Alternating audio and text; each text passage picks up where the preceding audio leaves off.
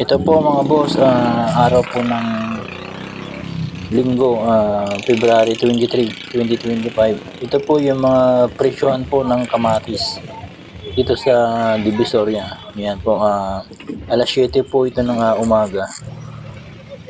Ayan po, ang dami pong mga bumibili po ng mga kamatis po ngayon dahil mura po.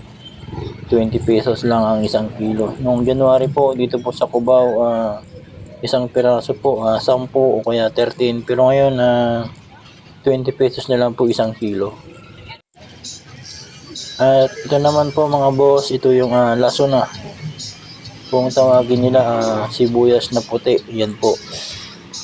100 ang kilo po yan mga boss, yung mga puting sibuyas, laso na. Ito naman po yung kilo ng sibuyas, medyo malalaki po ito. 140 po mga boss ang presyohan po dito sa Divisoria. Medyo malalaki po, yan. At ito naman po mga boss, yung mga medyo maliliit po, pang saktuhan lang po sa isang gisahan. Yan po, 130 po mga boss. Yan ang presyohan po dito sa Divisoria. At ito po ang aming bibilhin. Yung 130 po, yung pang isang gisahan. At ganun din po boss, yung mga boss, yung mga bawang, 130 rin po. Ang sili po nila dito, 40 po. At ito rin po mga boss, yung mga overruns na mga t-shirt po, 100 na lang po. Dati mga 150 yata ito, pero ngayon bagsak presyo na po. 100 na lang po yung mga overruns. At ito, mas mahal pa nga po yung mga short pan po dito dahil 130. At dito po mga boss, yung mga 100 po, yan, overrun.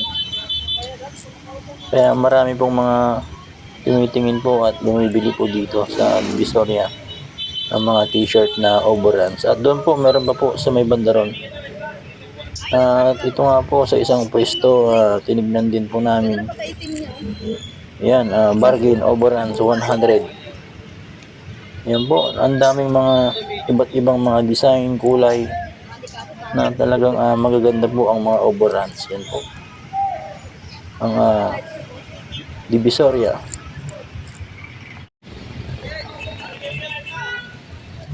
At maraming salamat mga boss. Ito po ang mga presyon po ngayon dito sa Divisoria. Overruns 100, kamatis 20, bawang 130, sibuyas 100 po yung puti, at mayroong 140, mayroong 130, mayroong 180. Yung mga napuntan po namin 180, 160. At ito po yung murang napuntan po namin ang 130. Yan po.